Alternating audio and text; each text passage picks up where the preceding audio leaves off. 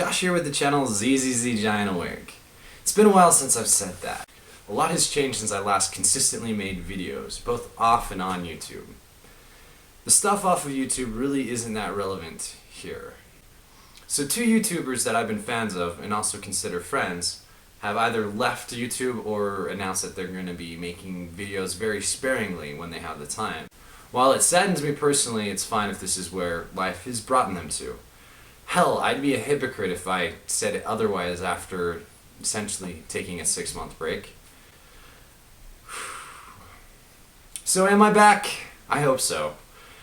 I'm getting new equipment and I've been working with Joe and Matt over on the Evil Atheists channel, which will be somewhere here. And as a matter of fact, I've been helping with the writing of Donald Trump is the worst presidential candidate ever, which you'll find a link for over here. So please check them out. As far as my channel goes, I have a lot of topics that I want to cover. And I do want to see the series God for Thought followed through with. With that being said, I have about 4 other projects that I have that take precedent over this. One of them being that I am moving, so you will no longer have this background to gawk at in a couple of weeks.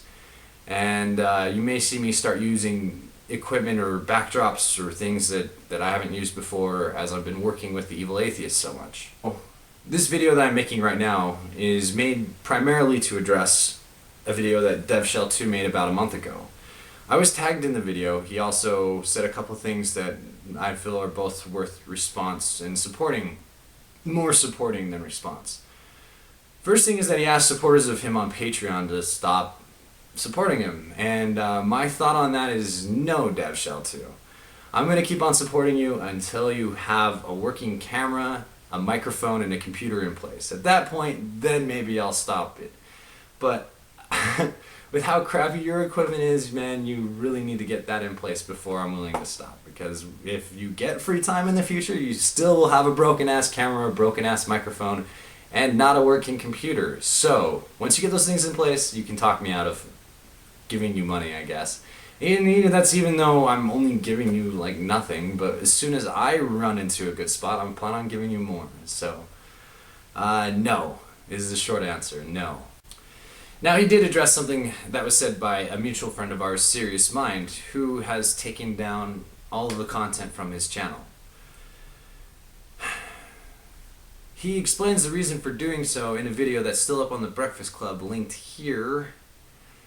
And if he did it for the reason that he mentioned in the video, that would be fine, essentially to find a more healthy balance in his life between real life and internet life. And the rest of the video is kind of going to be a blend of me going back and forth. So on to the tag, How to Improve YouTube, and I've reflected on it a bit. When I opened this channel, I opened it for a couple of reasons. One is to see how my ideas held up to criticism, so I could throw it out to the interweb and see how it does.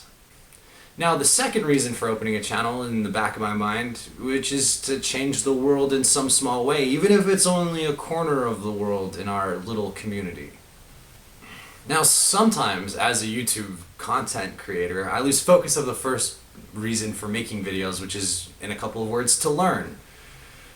And primarily focus on the way the world is changing. But I don't focus on how my effort is actually changing the world. I'm more obsessed over the way that the world is not changing, the way that the world feels like it's sliding backwards.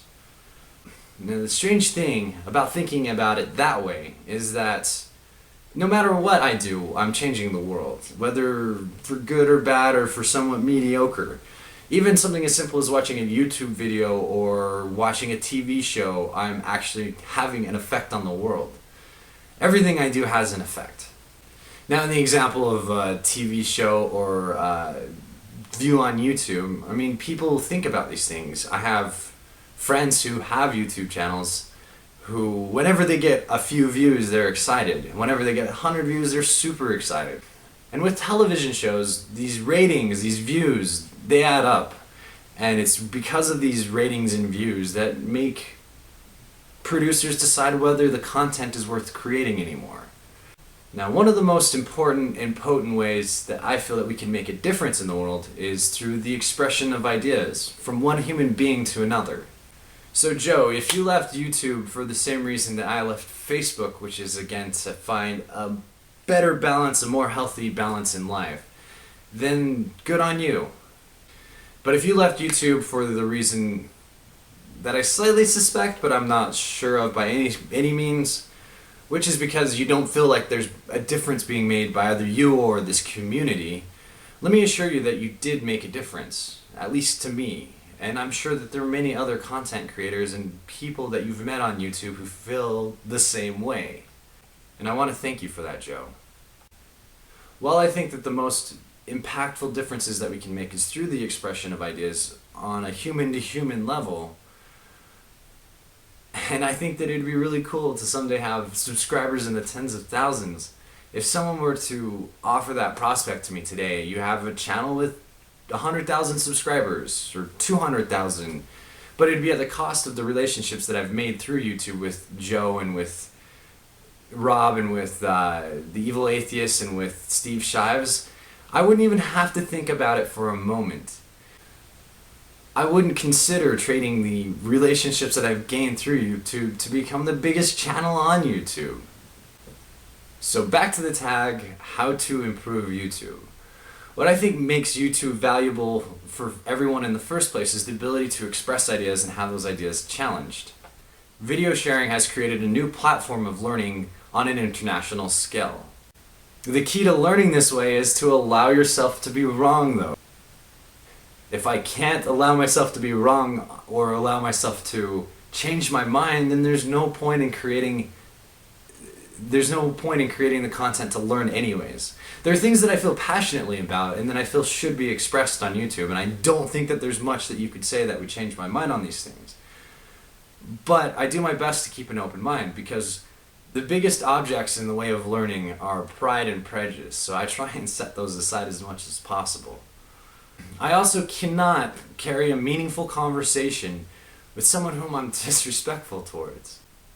So I guess, in a few words to summarize how to improve YouTube, approach people with respect and be willing to be non-prejudiced but skeptical towards any ideas that are brought before you, and that includes your own.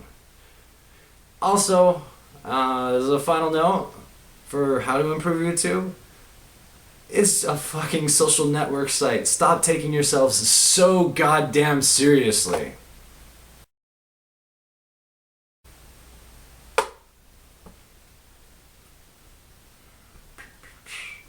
I hope that recorded. That'd be shitty to find out it didn't.